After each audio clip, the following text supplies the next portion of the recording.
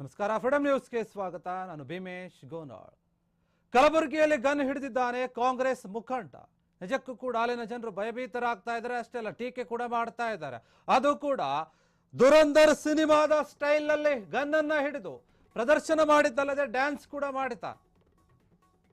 ಒಬ್ಬ ಕಾಂಗ್ರೆಸ್ ಮುಖಂಡ ಯಾವ ರೀತಿಯಾಗಿ ನಡೆದುಕೊಳ್ಬೇಕು ಅಂತ ಗೊತ್ತಿಲ್ಲ ಸಾರ್ವಜನಿಕ ಪ್ರದೇಶಗಳಲ್ಲಿ.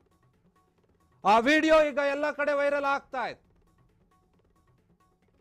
ಅಫಜಲ್ಪುರ ಕಾಂಗ್ರೆಸ್ ಶಾಸಕ MY ಪಾಟೀಲ್ ಏನಿದ್ದಾರೆ, ಅವರ ಆಪ್ತ ಮತೀನ್ ಪಾಟೀಲ್ ಈ ರೀತಿಯಾಗಿ ವರ್ತನೆ ಮಾಡಿರುವಂಥದ್ದು. ಮದುವೆ ಕಾರ್ಯಕ್ರಮವೊಂದರಲ್ಲಿ ಗನ್ ಹಿಡಿದು ಡ್ಯಾನ್ಸ್ ಮಾಡಿದ್ದಾನೆ. ಪಿಸ್ತೂಲ್ ಪ್ರದರ್ಶಿಸುವುದಕ್ಕೆ ಕೆಲವರು ಆಕ್ಷೇಪವನ್ನು ವ್ಯಕ್ತಪಡಿಸ್ತಾ ಇದ್ದಾರೆ. ಸಾರ್ವಜನಿಕವಾಗಿ ಶಸ್ತ್ರಾಸ್ತ್ರಗಳನ್ನು ಪ್ರದರ್ಶಿಸುವುದು ಅಪರಾಧ ಕೂಡ ಹೌದು. ಹೀಗಾಗಿ ಅದರ ಬಗ್ಗೆ ತನಿಖೆ ಆಗ್ತಾ ಇದೆ. ಯಾವ ಗನ್ ಅನ್ನ ಪ್ರದರ್ಶನ ಮಾಡಲಾಗಿದೆ ಮತ್ತು ಅದು ಅಸಲಿ ಗನ್ನ ಅಥವಾ ನಕಲಿನ, ಇದರ ಬಗ್ಗೆ ತನಿಖೆ ಆಗ್ತಾ ಇದೆ. ಅಷ್ಟೇ ಅಲ್ಲ, ಅದು ಪರವಾನಗಿ ಅಥವಾ ಲೈಸೆನ್ಸ್ ಇರುವಂತಹ ಗನ್ನೋ ಅಥವಾ ಬೇರೆ ಏನಾದರೂ ರೀತಿಯಲ್ಲಿ ತಂದಿದ್ರಾ, ಇದೆಲ್ಲದರ ಬಗ್ಗೆ ಕೂಡ ತನಿಖೆಯನ್ನು ಮಾಡ್ತಾ ಇದ್ದಾರೆ ಪೊಲೀಸರು.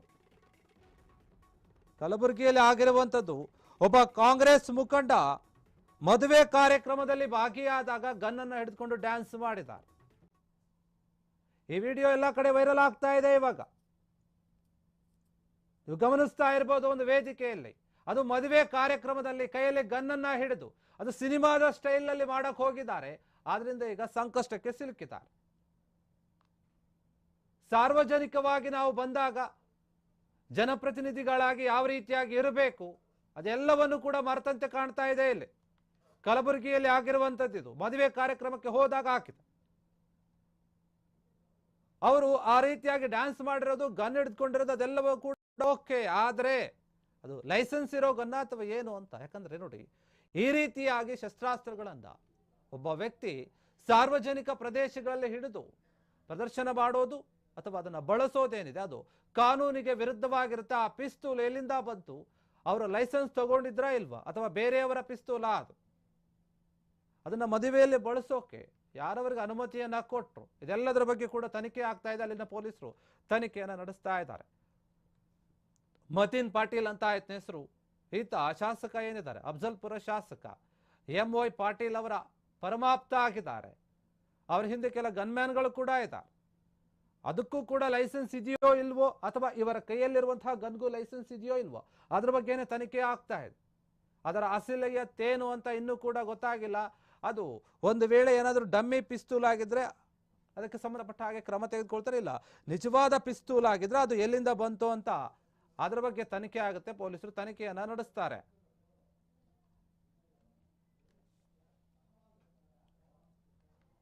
ಸಿದ್ದು ಸರ್ಕಾರದಲ್ಲಿ ರಚನೆಯಾಗುತ್ತಾ ಮತ್ತೊಂದು DCM ಸ್ಥಾನ ಎನ್ನುವಂತಹ ಪ್ರಶ್ನೆ ಇದೆ. ಯಾಕಂದ್ರೆ ಈಗಾಗಲೇ DCM DK ಶಿವಕುಮಾರ್ ಇದ್ದಾರೆ. ಇನ್ನೊಂದು DCM ಸ್ಥಾನವನ್ನ ಸ್ಥಾಪಿಸ್ತಾರೆ. ಹಾಗಾದ್ರೆ CM ಸಿದ್ದರಾಮಯ್ಯ ಅವರು ರಚನೆ ಆಗುತ್ತಾ ಈ ವಿಚಾರವಾಗಿ? BK ಹರಿಪ್ರಸಾದ್ಗೆ DCM ಹುದ್ದೆ ನೀಡುವಂತೆ ಒತ್ತಡ ಹೆಚ್ಚಾಗ್ತಾ ಇದೆ. ಈಗ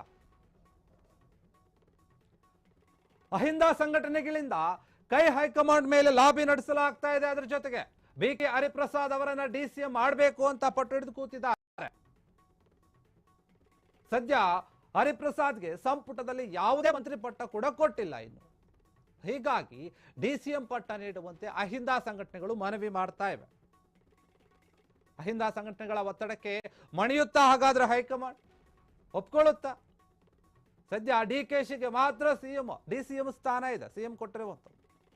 ಈ ಹೈಕಮಾಂಡ್ ನಿರ್ಧಾರ ಏನಾಗುತ್ತೆ ಅಂತ ಪ್ರಶ್ನೆ ಇದೆ. ಇದೀಗ ಹೆಚ್ಚುವರಿಯಾಗಿ BK ಹರಿಪ್ರಸಾದ್ ಅವರಿಗೆ DCM ಸ್ಥಾನ ಕೊಡುವಂತೆ ಮನವಿ ಮಾಡ್ತಾ ಇದ್ದಾರೆ. ಸಿದ್ದರಾಮಯ್ಯ ಸರ್ಕಾರದಲ್ಲಿ DK ಶಿವಕುಮಾರ್ ಬಿಟ್ರೆ ಬೇರೆ ಯಾರು ಕೂಡ DCM ಆಗಿಲ್ಲ, ಆಗೋಕ್ಕೂ ಬಿಡ್ಲಿಲ್ಲ ಆ ಸಮಯದಲ್ಲಿ. ಯಾಕಂದ್ರೆ ನಾವು ಈ ಹಿಂದೆ ನೋಡಿದ್ದೀವಿ, ಬಿಜೆಪಿಯಲ್ಲಿ 5 ಜನಕ್ಕೆ DCM ಸ್ಥಾನಗಳನ್ನು ಕೊಟ್ಟಿತ್ತು. ಕಾಂಗ್ರೆಸ್ನಲ್ಲಿ ಕೂಡ ಅದೇ ರೀತಿ ಆಗುತ್ತಾ? ಇಲ್ಲ.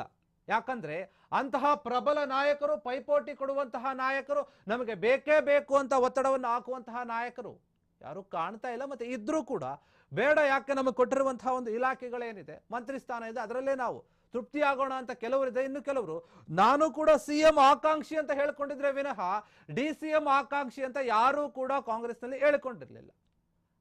ಈಗ BK ಹರಿಪ್ರಸಾದ್ ಅವರಿಗೆ DCM ಸ್ಥಾನ ಕೊಡಬೇಕು ಅಂತ ಹೇಳಿ ಕೆಲ ಸಂಘಟನೆಗಳು ಒತ್ತಡವನ್ನು ಹಾಕ್ತಾ ಇದ್ದಾರೆ. ಅದು ಹೈಕಮಾಂಡ್ಗೆ. ಹೈಕಮಾಂಡ್ ಸಿಎಂ ಸ್ಥಾನವನ್ನೇ ಬದಲು ಮಾಡೋಕ್ಕೆ ಯೋಚನೆ ಮಾಡ್ತಾ ಇಲ್ಲ, ಅದರ ಬಗ್ಗೆ ಏನೂ ಕೂಡ ತಲೆ ಕೆಡಿಸ್ಕೊಳ್ತಾ ಇಲ್ಲ. ಇನ್ನು ಅಹಿಂದ ಸಂಘಟನೆಗಳು ಈ ರೀತಿಯಾಗಿ ಬೇಡಿಕೆಯನ್ನಿಟ್ಟರೆ ಅದಕ್ಕೆ ಏನು ಹೇಳುತ್ತೆ? ನಿಜವಾಗಿಯೂ ಕೂಡ ಇನ್ನೊಬ್ಬರನ್ನ DCM ಆಗಿ ಮಾಡಿದ್ರೆ DK ಶಿವಕುಮಾರ್ ಸುಮ್ಮನಿರುವಂತಹ ಸಾಧ್ಯತೆ ಇಲ್ಲ. ಯಾಕಂದ್ರೆ ಈಗಾಗಲೇ ದೊಡ್ಡ ಮಟ್ಟದ ಚರ್ಚೆ ಇದೆ ಕಾಂಗ್ರೆಸ್ನಲ್ಲಿ ನಾಯಕತ್ವದ ವಿಚಾರವಾಗಿ. ಹೀಗಿರುವಾಗ ಏನಾದ್ರೂ ಈ ರೀತಿಯಾದಂತಹ ಬದಲಾವಣೆಗಳಾದ್ರೆ ಬೇರೆ ನಾಯಕರು ಎದ್ದು ಕೂಡ್ತಾರೆ. ಗೃಹ ಸಚಿವರಾಗಿರುವಂತಹ ಪರಮೇಶ್ವರ್ ಅವರು ಕೂಡ CM ಆಗ್ಬೇಕಂತ ದಲಿತ ಸಮುದಾಯಗಳಿಂದ ದೊಡ್ಡ ಮಟ್ಟದ ಒತ್ತಡ ಇದೆ. ಇನ್ನು ಸತೀಶ್ ಜಾರಕಿಹೊಳಿ ಕೂಡ ನಾನು ಕೂಡ ಆ ರೇಸಲ್ಲಿ ಇದ್ದೀನಿ ಅಂತ ಹೇಳ್ತಾ ಇದ್ರು. ಅಷ್ಟೇ ಅಲ್ಲ, ಅವರು KPCC ಅಧ್ಯಕ್ಷ ಸ್ಥಾನಕ್ಕೂ ಕೂಡ ಒಂದು ರೀತಿಯಲ್ಲಿ ಕಣ್ಣಿಟ್ಟಿದ್ರು. ಹೀಗಿರುವಾಗ ಕಾಂಗ್ರೆಸ್ನಲ್ಲಿ ಏನಾದ್ರೂ ಒಂದು ಸಣ್ಣ ಚೇಂಜಸ್ ಆದ್ರೂ ಕೂಡ ಪಕ್ಷಕ್ಕೆ ಹೊಡೆತ ಬೀಳುವಂತಹ ಸಾಧ್ಯತೆ ಇದೆ. ಈಗ BK ಹರಿಪ್ರಸಾದ್ ಅವರನ್ನ DCM ಮಾಡಬೇಕು ಅಂತ ಈ ಅಹಿಂದ ಏನಿದ್ದಾರೆ ನಾಯಕರುಗಳು ಮತ್ತೆ ಸಂಘಗಳು ಸಂಸ್ಥೆಗಳು ಇವರೆಲ್ಲರೂ ಕೂಡ ಕೇಳಿಕೊಂಡ್ರೆ ಅದು ನಿಜವಾಗ್ಲೂ ಕೂಡ ಆಗುತ್ತಾ ಅಂತ. ಇದಕ್ಕೆ ಹೈಕಮಾಂಡ್ ಏನು ನಿರ್ಧಾರವನ್ನು ಮಾಡುತ್ತೆ ಅಥವಾ ಇದ್ರ ಬಗ್ಗೆ ಯೋಚನೆ ಕೂಡ ಮಾಡುತ್ತೆ ಇಲ್ಲೋ ಗೊತ್ತಿಲ್ಲ. ಆದ್ರೆ ಈಗೊಂದು ಪ್ರಶ್ನೆ ಇದೆ. ಈಗಿರುವಂತಹ ಎಲ್ಲ ಗೊಂದಲಗಳನ್ನ ನೋಡಿ ಚರ್ಚೆಗಳನ್ನ ನೋಡಿದಾಗ ಇನ್ನೊಬ್ಬ DCM ಬೇಕು ಅಂತ ಅನಿಸ್ತಾ ಇದೆ ಅನ್ಸುತ್ತೆ ಕೆಲ ನಾಯಕರಿಗೆ. ಅದಕ್ಕಾಗಿ ಈ ರೀತಿಯಾಗಿ ಬೇಡಿಕೆಯನ್ನ ಇಡ್ತಾ ಇದ್ದಾರೆ. VK ಹರಿಪ್ರಸಾದ್ ಅವರನ್ನ DCM ಮಾಡಲೇಬೇಕು ಅಂತ ಹೇಳಿ ಅವರಿಗೆ ಆ ಸ್ಥಾನಮಾನ ಕೊಡಿ ಅಂತ ಒತ್ತಡವನ್ನು ಹಾಕ್ತಾ ಇದ್ದಾರೆ ಹೈಕಮಾಂಡ್ ಮೇಲೆ. ಪತ್ರಿಕೋದ್ಯಮದ ತಪಸ್ವಿ ಮಾಜಿ MLC P ರಾಮಯ್ಯ ಅವರು ವಿಧಿವಶರಾಗಿದ್ದಾರೆ. ಸಾಕಷ್ಟು ಹೆಸರನ್ನು ಮಾಡಿದಂಥವರು ಒಂದು ಪತ್ರಿಕೋದ್ಯಮ ಕ್ಷೇತ್ರದಲ್ಲಿ ಆಗಿರ್ಬೋದು, ರಾಜಕೀಯದಲ್ಲಿಯೂ ಕೂಡ. ಅವರಿಗೆ ಈಗ ಹಲವು ಗಣ್ಯರಿಂದ ಸಂತಾಪ ಸೂಚನೆ ಆಗ್ತಾ ಇದೆ. HD ದೇವೇಗೌಡ ಮಾಜಿ ಪ್ರಧಾನಿಯವರು, HD ಕುಮಾರಸ್ವಾಮಿ ಕೇಂದ್ರ ಸಚಿವರು, CM ಸಿದ್ದರಾಮಯ್ಯ ಅವರು ಸೇರಿ ಅನೇಕ ಗಣ್ಯರು ಸಂತಾಪವನ್ನು ಸೂಚಿಸ್ತಾ ಇದ್ದಾರೆ. ಖಾಸಗಿ ಆಸ್ಪತ್ರೆಯಲ್ಲಿ ಚಿಕಿತ್ಸೆಯನ್ನು ಪಡಿತಾ ಇದ್ರು ರಾಮಯ್ಯ ಅವರು. ಅಂಗಾಂಗ ವೈಫಲ್ಯದಿಂದ ಮಂಗಳವಾರ ರಾತ್ರಿ 9 ಗಂಟೆಗೆ ಆಸ್ಪತ್ರೆಯಲ್ಲಿ ನಿಧನರಾಗಿದ್ದಾರೆ. 1933 ಸೆಪ್ಟೆಂಬರ್ 12ರಂದು ಜನಿಸಿರ್ತಾರೆ. ಅಲ್ಲಿಂದ ಇಲ್ಲಿಯವರೆಗೂ ಕೂಡ ಕೆಲಸವನ್ನು ಮಾಡಿಕೊಂಡು ಬಂದಿದ್ದರು. ದಿ ಹಿಂದೂ ಪತ್ರಿಕೆಯಲ್ಲಿ 5 ದಶಕಗಳ ಕಾಲ ವಿವಿಧ ಹುದ್ದೆಗಳಲ್ಲಿ ಪತ್ರಿಕೋದ್ಯಮದ ಕೆಲಸವನ್ನು ಮಾಡಿದರು. ವಿಧಾನ ಪರಿಷತ್ತಿನ ಸದಸ್ಯರಾಗಿಯೂ ಕೂಡ ಸೇವೆ ಮಾಡಿದರು ಕರ್ನಾಟಕಕ್ಕೆ. ಇಂದು ಬೆಳಗ್ಗೆ 9 ಗಂಟೆಯಿಂದ ಸದಾಶಿವನಗರದ ಕ್ಲಬ್ ಸಮೀಪ ಇರುವಂತಹ ಜಾಗದಲ್ಲಿ ಅಂತಿಮ ಸಂಸ್ಕಾರ ಅಥವಾ ಅಂತಿಮ ದರ್ಶನಕ್ಕೆ ಅವಕಾಶ ಮಾಡಿಕೊಡಲಾಗಿದೆ. ಕರ್ನಾಟಕ ರಾಜ್ಯೋತ್ಸವ, ಮಾಧ್ಯಮ ಅಕಾಡೆಮಿ ರಾಜ್ಯೋತ್ಸವ ಈಗ ಸಾಕಷ್ಟು ಪ್ರಶಸ್ತಿಗಳನ್ನು ಪಡೆದಿದ್ರು.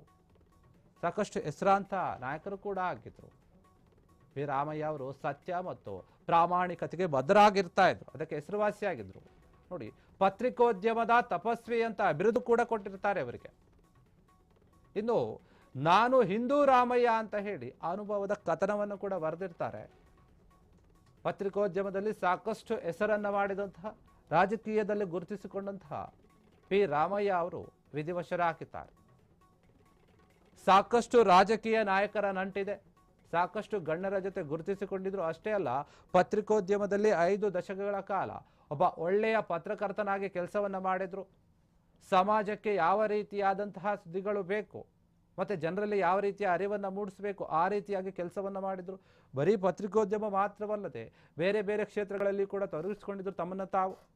ಅನೇಕ ರಾಜಕಾರಣಿಗಳ ನಂಟಿದೆ ಅವರಿಗೆ. MLC ಕೂಡ ಆಗಿರ್ತಾರೆ.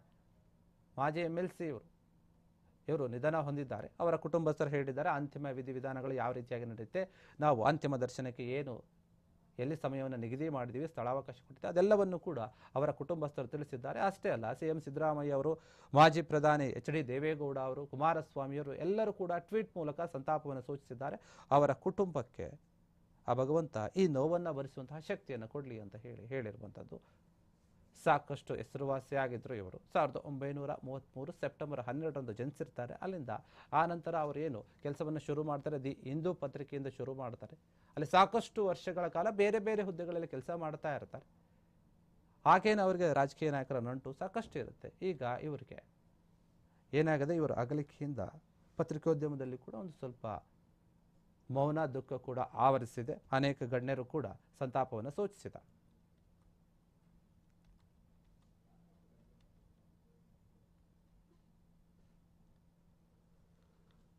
ಪತ್ರಿಕೋದ್ಯಮದ ತಪಸ್ವಿ ಅಂತ ಬಿರುದನ್ನು ಕೊಡ್ತಾರೆ ಅಂತಂದ್ರೆ ಯಾರಿಗೂ ಕೂಡ ಆ ರೀತಿಯಾಗಿ ಸುಮ್ಮನೆ ಕೊಡೋಕೆ ಸಾಧ್ಯ ಇಲ್ಲ. ಯಾಕಂದ್ರೆ ಅವರು ಪತ್ರಿಕೋದ್ಯಮದಲ್ಲಿ ಆ ರೀತಿಯಾದಂತಹ ಕೆಲಸವನ್ನ ಮಾಡಿರಬೇಕು. ಅಷ್ಟೇ ಅಲ್ಲ, ಇವರು ತುಂಬಾ ಸತ್ಯವಾದಂತಹ, ಪ್ರಾಮಾಣಿಕತೆಯಿಂದ ನಡೆದುಕೊಂಡಂತಹ ಒಂದು ಪತ್ರಕರ್ತ ಅಂತ ಹೆಸರನ್ನು ತೆಗೆದುಕೊಂಡಿರ್ತಾರೆ. ಯಾವುದೇ ರೀತಿಯ ಭಯ ಇಲ್ಲದೆ ಇದ್ದಿದ್ದನ್ನ ಇದ್ದ ಹಾಗೆ ಹೇಳುವಂತಹ, ಅದನ್ನು ಅದೇ ರೀತಿಯಾಗಿ ಬರೆಯುವಂತಹ ವ್ಯಕ್ತಿ ಆಗಿರ್ತಾರೆ P ರಾಮಯ್ಯ ಅವರು. ಅನೇಕ ಬಾರಿ ಕೆಲವೊಂದು ಸಂದರ್ಶನಗಳಲ್ಲೂ ಕೂಡ ಅವರ ಜೀವನದ ಬಗ್ಗೆ, ಅವರು ನಡೆದು ಬಂದ ಹಾದಿಯ ಬಗ್ಗೆ ಕೂಡ ಮಾತನಾಡಿದ್ರು. ಅವರ ಪತ್ರಿಕೋದ್ಯಮದ ಹಾದಿ ಮತ್ತು MLC ಕೂಡ ಆಗಿರ್ತಾರೆ. ರಾಜಕೀಯ ಹೇಗಿರುತ್ತೆ, ಒಬ್ಬ ಪತ್ರಕರ್ತ ರಾಜಕೀಯಕ್ಕೆ ಬಂದ ನಂತರ ಯಾವ ರೀತಿಯಾದಂತಹ ಬದಲಾವಣೆಗಳಾಗುತ್ತೆ, ಅವರು ಏನು ಕೆಲಸವನ್ನು ಮಾಡೋಕ್ಕೆ ಸಾಧ್ಯ ಆಗುತ್ತೆ, ಅದೆಲ್ಲವನ್ನು ಕೂಡ ಮಾಡಿದ್ರು.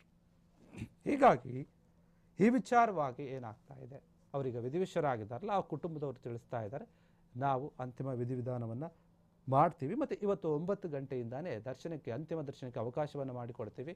ಸದಾಶಿವನಗರ ಬ್ಲಾಕ್ ಸಮೀಪ ಏನಿದೆ ಅಲ್ಲಿ ಎಲ್ಲ ವ್ಯವಸ್ಥೆಯನ್ನು ಕೂಡ ಮಾಡಲಾಗಿದೆ.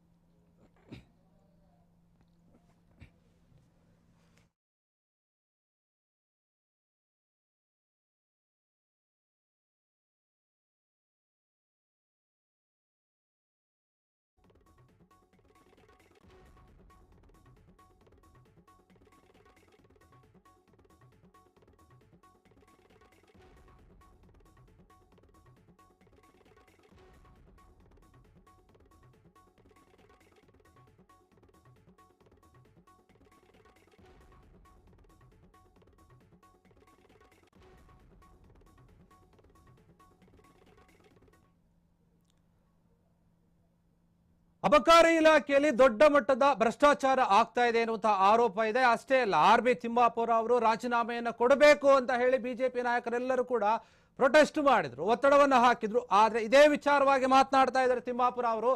ನನ್ನ ವಿರುದ್ಧ ಬಂದಿರುವಂತಹ ಆರೋಪ ಏನಿದೆ ಅದು ರಾಜಕೀಯ ಪ್ರೇರಿತ ಅಷ್ಟೇ, ಅದೊಂದು ಷಡ್ಯಂತ್ರ. ಅಧಿಕಾರಿಗಳು ನನ್ನ ಹೆಸರನ್ನ ದುರುಪಯೋಗ ಪಡಿಸಿಕೊಳ್ತಾ ಇದ್ದಾರೆ, ಇದಕ್ಕೂ ನನಗೂ ಯಾವುದೇ ಸಂಬಂಧ ಇಲ್ಲ ಅಂತ ಹೇಳಿ ಅಬಕಾರಿ ಸಚಿವ RB ತಿಮ್ಮಾಪುರ ಹೇಳಿಕೆಯನ್ನು ಕೊಟ್ಟಿದ್ದಾರೆ. ಮತ್ತೆ ಅದೇ ಮಾತನ್ನು ಹೇಳ್ತಾ ಇದ್ದಾರೆ. ಇಲಾಖೆಯ ಪ್ರಗತಿ ಪರಿಶೀಲನಾ ಸಭೆ ಆಗಿತ್ತು, ಅದರ ನಂತರ ಮಾತನಾಡಿದ್ದಾರೆ.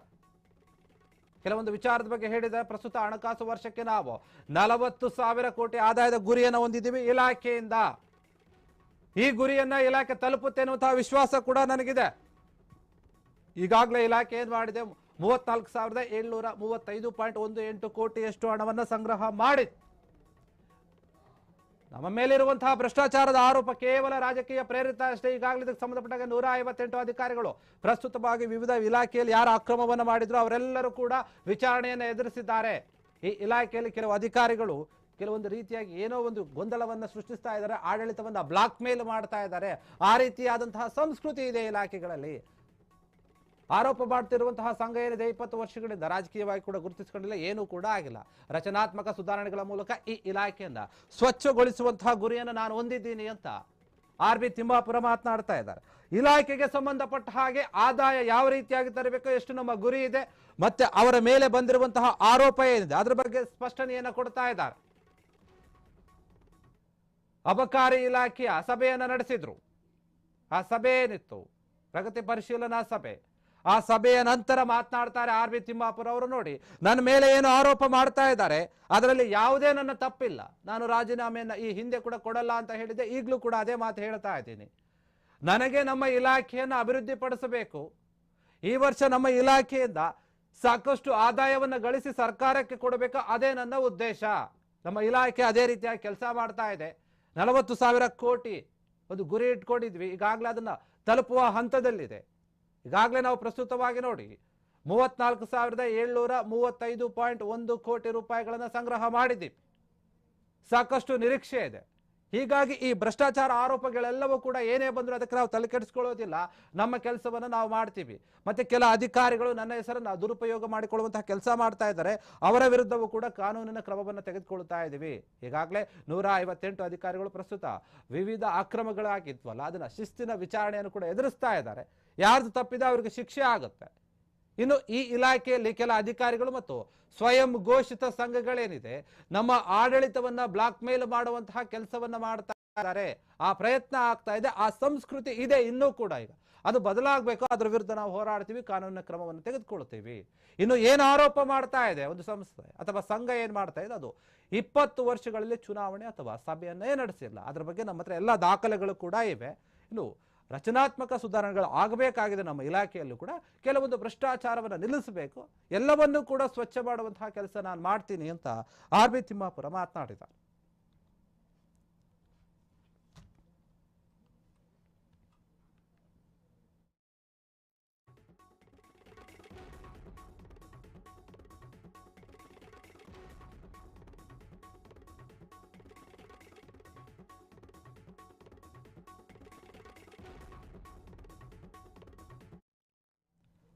ರೌಡಿ ಬಿಕ್ಲು ಶಿವ ಕೊಲೆ ಕೇಸ್ನಲ್ಲಿ ಎಂಎಲ್ಎ ವಿಲವಿಲ ಅಂತ ಒದ್ದಾಡ್ತಾ ಇದ್ದಾರೆ. ಮತ್ತೆ ಈಗ ಅವರಿಗೆ ಬಂಧನದ ಭೀತಿ ಎದುರಾಗಿದೆ.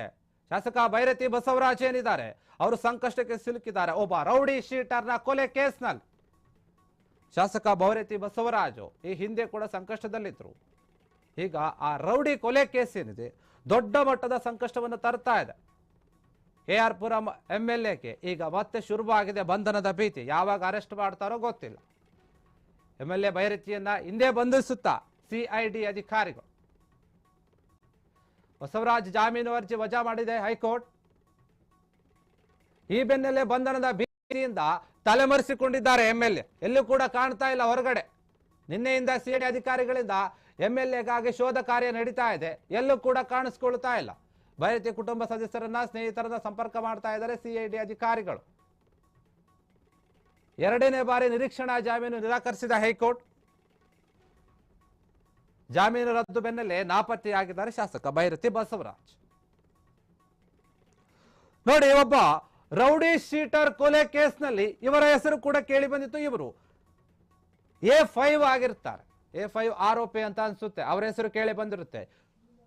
ಯಾವಾಗ ಈ ಕೇಸ್ನಲ್ಲಿ ಬೈರತಿ ಬಸವರಾಜ್ ಅವರ ಹೆಸರು ಕೇಳಿ ಬಂತು, ಈ ಕೇಸು ದೊಡ್ಡ ಮಟ್ಟದಲ್ಲಿ ಆಗ್ತಾ ಹೋಯ್ತು. ನಿಜಕ್ಕೂ ಕೂಡ ಅವರ ಕೈವಾಡ ಇದೆಯಾ, ಅವರು ಈ ಕೊಲೆಯಲ್ಲಿ ಭಾಗಿಯಾಗಿದ್ರ ಅಥವಾ ಅವರೇ ಹೇಳಿ ಮಾಡಿಸಿದ್ದ, ಸಾಕಷ್ಟು ರೀತಿಯಲ್ಲಿ ಚರ್ಚೆಗಳಾಯ್ತು. ಆಗ ಈಗ ಅವರ ಹೆಸರೇನಿದೆ ಅದಕ್ಕೂ ಅರ್ಜಿ ಹಾಕಿರ್ತಾರೆ, ಜಾಮೀನು ಅರ್ಜಿ. ಹೈಕೋರ್ಟ್ ವಜಾ ಮಾಡಿದೆ. ಅದು ಎರಡನೇ ಬಾರಿಗೆ ಮಾಡಿರುವುದು. ಹೀಗಾಗಿ ಅವರನ್ನ ಬಂಧಿಸೋಕೆ ಹುಡುಕಾಡ್ತಾ ಇದ್ದಾರೆ ಅಧಿಕಾರಿಗಳು. ಅವರು ಸಿಗ್ತಾ ಇಲ್ಲ, ತಲೆಮರೆಸ್ಕೊಂಡಿದ್ದಾರೆ ಎಲ್ಲೋ. ಕೆಆರ್ ಪುರಂ ಎಂಎಲ್ಎ ಆಗಿರುವಂತಹ ಇವರಿಗೆ ಇಂತಹ ಕೇಸ್ಗಳಲ್ಲಿ ಅವ್ರ ಹೆಸರು ಕೇಳಿದೆ ಅಂದ್ರೆ ನಿಜಕ್ಕೂ ಕೂಡ ಬಂಧಿಸ್ತಾರೆ. ಅದೇ ಭೀತಿಯಿಂದ ಈಗ ತಪ್ಪಿಸ್ಕೊಂಡು ಓಡಾಡ್ತಾ ಇದ್ದಾರೆ. ಎಲ್ಲೂ ಕೂಡ ಸಿಗ್ತಾ ಇಲ್ಲ. ನಾವು ನೋಡಿದೀವಿ ಕಾಂಗ್ರೆಸ್ ಮುಖಂಡರು ಹಂಗೆ ಮಾಡ್ತಾ ಇದ್ದಾರೆ. ಯಾರ್ಯಾರು ರಾಜಕೀಯ ನಾಯಕರು ಇರ್ತಾರೋ ಅವ್ರ ಮೇಲೆ ಆರೋಪ ಬಂದಾಗ ಅವ್ರು ಕಣ್ಮರೆ ಆಗೋದು ಸರ್ವೇ ಸಾಮಾನ್ಯ ಆಗ್ಬಿಡುತ್ತೆ. ಹೀಗಾಗಿ ಇವತ್ತು ಅವ್ರು ಸಿಕ್ಕರೆ ಅವ್ರನ್ನ ಬಂಧಿಸ್ತಾರಾ ಅಥವಾ ಇಲ್ವಾ ಇನ್ನೂ ಕೂಡ ಹುಡುಕ್ತಾ ಇದ್ವಿ, ಸಿಗ್ತಾ ಇಲ್ಲ ಅಂತ ಹೇಳ್ತಾರ. ಸಿಐಡಿ ಅಧಿಕಾರಿಗಳು ಎಲ್ಲ ಕಡೆ ಕೂಡ ಯಾವ ರೀತಿಯಾಗಿ ತನಿಖೆ ಮಾಡಬೇಕು, ಯಾರನ್ನ ವಿಚಾರಿಸಬೇಕು, ಎಲ್ಲ ಕೆಲಸವನ್ನು ಕೂಡ ಮಾಡ್ತಾ ಇದ್ದಾರೆ. ಬಸವರಾಜ್ ಅವರು ಅರ್ಜಿ ಹಾಕಿರ್ತಾರೆ, ಅರ್ಜಿ ಇಲ್ಲ ಅಂತ ಹೇಳಿ ಕೋರ್ಟ್ ವಾಪಸ್ ಕಳಿಸಿರುತ್ತೆ, ವಜಾ ಮಾಡಿರುತ್ತೆ. ಹೀಗಾಗಿ ಅದರಿಂದ ಅವರಿಗೆ ಭಯ ಹುಟ್ಕೊಂಡಿದೆ. ಯಾವ ಕ್ಷಣದಲ್ಲಾದರೂ ಅಧಿಕಾರಿಗಳು ನಮ್ಮನ್ನ ಬಂದು ಬಂಧಿಸಬಹುದು, ನಾವು ತಲೆಮರೆಸ್ಕೊಂಡಿದ್ದು ನಮಗೆ ಜಾಮೀನು ಸಿಕ್ಕ ನಂತರ ಬರಬೇಕೆನ್ನುವಂತಹ ಯೋಚನೆಯಲ್ಲಿದ್ದಾರೆ ಅಂತ ಕಾಣಿಸುತ್ತೆ. ನಿನ್ನೆಯಿಂದ ಹುಡುಕ್ತಾ ಇದ್ದಾರೆ ಸಿಐಡಿ ಅಧಿಕಾರಿಗಳು, ಎಲ್ಲೂ ಕೂಡ ಸಿಗ್ತಾ ಇಲ್ಲ. ಅವ್ರಿಗೆ ಯಾರ್ಯಾರು ಸಂಬಂಧಿಕರಿದ್ದಾರೆ, ಕುಟುಂಬಸ್ಥರಿದ್ದಾರೆ, ಸ್ನೇಹಿತರಿದ್ದಾರೆ, ಅವರೆಲ್ಲರ ಮೇಲೂ ಕೂಡ ನಿಗಾ ಇಟ್ಟಿದ್ದಾರೆ. ಮತ್ತೆ ಅವರನ್ನ ಸಂಪರ್ಕ ಮಾಡುವಂತಹ ಕೆಲಸ ಮಾಡ್ತಾ ಇದ್ದಾರೆ. ಅವರ ಫೋನ್ಗಳನ್ನು ಟ್ರ್ಯಾಕ್ ಮಾಡುವಂತಹ ಕೆಲಸ ಆಗ್ತಾ ಇದೆ. ಇಂತಹ ಸಮಯದಲ್ಲಿ ಫೋನ್ಗಳನ್ನು ಸ್ವಿಚ್ ಆಫ್ ಮಾಡ್ಕೊಂಡು ಹೋಗ್ತಾರೆ. ನಾವು ನೋಡಿದ್ದೀವಿ ಅನೇಕ ನಾಯಕರನ್ನ. ಈಗ ಎರಡನೇ ಬಾರಿ ನಿರೀಕ್ಷಣಾ ಜಾಮೀನನ್ನ ನಿರಾಕರಿಸಿದೆ ಅಲ್ಲ ಹೈಕೋರ್ಟ್, ಆ ವಿಚಾರವಾಗಿ ಅವರಿಗೆ ಗೊಂದಲ ಹೆಚ್ಚಾಗಿದೆ, ಆತಂಕ ಹೆಚ್ಚಾಗಿದೆ. ಹೀಗಾಗಿ ಬಿಕ್ಲು ಶಿವ ಕೊಲೆ ಕೇಸ್ನಲ್ಲಿ ಬೈರತಿ ಬಸವರಾಜ್ ಅವರೇನಿದ್ದಾರೆ ಅವರು ಬಂಧನಕ್ಕೆ ಒಳಗಾಗ್ತಾರಾ, ಮತ್ತೆ ಕಂಬಿ ಎಣಿಸಬೇಕಾದಂತಹ ಒಂದು ಪರಿಸ್ಥಿತಿ ಬರುತ್ತಾ ಅವರಿಗೆ? ನಾವು ಅನೇಕ ಒಂದು ಕೊಲೆ ಕೇಸ್ಗಳಲ್ಲಿ ನೋಡ್ತೀವಿ, ಏನೋ ಸಾಮಾನ್ಯವಾಗಿ ಬೇರೆಯವರು ಯಾರೋ ಹೇಳಿ ಮಾಡಿಸಿದ್ದೋ ಇನ್ನೊಂದು ನಾರ್ಮಲ್ ಆಗಿ ಹೆಸರು ಕೇಳಿ ಬಂದಿರೋದು ಬೇರೆ. ಆದ್ರೆ ಇವರ ಹೆಸರನ್ನ FIR ನಲ್ಲೇ ಉಲ್ಲೇಖ ಮಾಡಿ ಸೇರಿಸಲಾಗಿದೆ. ಹೀಗಾಗಿ ಅವರು ಮೊದಲನೇ ಬಾರಿ ಆರೋಪ ಬಂದ ನನಗೂ ಅದಕ್ಕೂ ಏನೂ ಸಂಬಂಧ ಇಲ್ಲ, ನನಗೆ ಗೊತ್ತೇ ಇಲ್ಲ, ನನಗೆ ಯಾಕೆ ನನ್ನ ಹೆಸರು ಸೇರಿಸಿದ್ದಾರೆ ಅಂತ ಹೇಳಿದ್ರು. ಆ ನಂತರ ಬರ್ತಾ ಬರ್ತಾ ತನಿಖೆ ಆಯ್ತು. ಎಲ್ಲೋ ಒಂದ್ ಕಡೆ ಇವರ ಕೈವಾಡವೂ ಕೂಡ ಇದೆ ಎನ್ನುವಂತಹ ಶಂಕೆ ವ್ಯಕ್ತವಾಯಿತು. ತನಿಖೆ ಇನ್ನೂ ನಡ್ತಾ ಇದೆ. ಹೈಕೋರ್ಟ್ ಅವರ ಅರ್ಜಿಯನ್ನು ವಜಾಗೊಳಿಸಿ ಅಂದ್ರೆ ನಿಜಕ್ಕೂ ಕೂಡ ಅವರ ಕೈವಾಡ ಇದೆ ಎನ್ನುವಂತಹ ಅರ್ಥ ಬರುತ್ತೆ. ಅಷ್ಟೇ ಅಲ್ಲ, ಏನಾದ್ರೂ ಒಂದು ವೇಳೆ ಇವರಿಗೆ ಅರ್ಜಿ ಜಾಮೀನನ್ನು ಕೊಟ್ಬಿಟ್ರೆ ಸಾಕ್ಷಿಗಳನ್ನು ನಾಶ ಮಾಡಬಹುದು, ಆ ಒಂದು ಉದ್ದೇಶ ಕೂಡ ಇರುತ್ತೆ.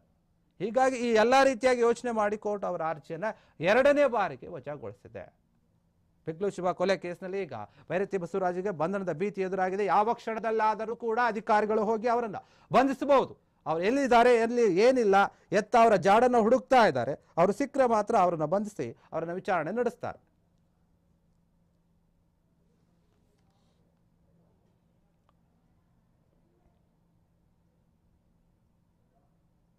ಇದಿಷ್ಟು ಇವರೆಗಿನ ಸುದ್ದಿ. ನೋಡ್ತಾ ಇರಿ ಫ್ರೀಡಂ ಟಿವಿ, ಇದು ಜನಸಾಮಾನ್ಯರ ಶಕ್ತಿ.